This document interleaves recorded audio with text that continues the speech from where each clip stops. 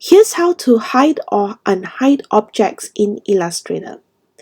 So let's say you want to work on this background image and you don't want this element to be at the front.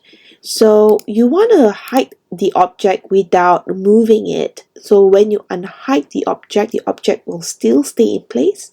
So to do this, you click on your graphic and use the shortcut keys of Command 3 or Control 3.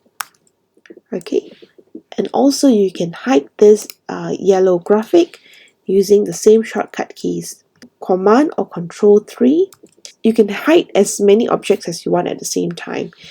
And once you finish working on it, okay, let's say I want to move the object like that. Okay, once you've done this and you're happy with it and you want to bring back the object, you can use the shortcut keys of Command Option 3 or Control Alt 3 to unhide your object. And those two graphics that you hide will reappear back to its original place. I hope these shortcut keys will be super useful when editing your Illustrator template.